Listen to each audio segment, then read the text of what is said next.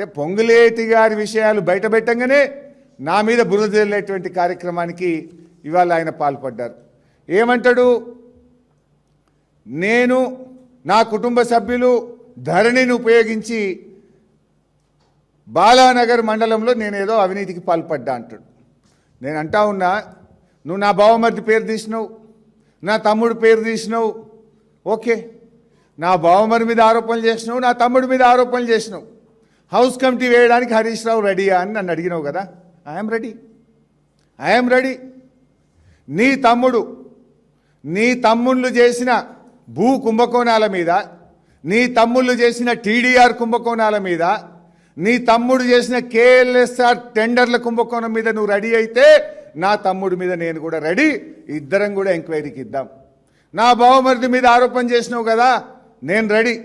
నీ బావమరిది సృజన్ రెడ్డి అమృత్ టెండర్లలో చేసిన కుంభకోణం మీద, నీ బావమరిది సృజన్ రెడ్డి సింగరేణిలో ఓబీ టెండర్లలో చేసిన కుంభకోణాల మీద నువ్వు రెడీ అయితే నేను రెడీ. రేవంత్ రెడ్డి, ఇంకో మాట చెప్తున్నా, నేను చెప్పిన హౌస్ కమిటీ వేయకు, నువ్వు చెప్పిన సిబిసిఐడి వద్దు. ఇద్దరం కలిసి హైకోర్టు సిట్టింగ్ జడ్జి చేత విచారణ జరిపిద్దాం. Are you ready mister Revanth Reddy? Let's give it to high court sitting judge. నిజాలు బయటకు రాని. I'm ready. Are you ready? తోకముడిచి బారిపోకు, చిల్లర మాటలు మాట్లాడకు, నీ చెంచాగాలతో నన్ను తిట్టించే ప్రయత్నం చేయకు. దమ్ము ఉంటే, నిజాయితీ ఉంటే come on, will give it to sitting judge. Are you ready?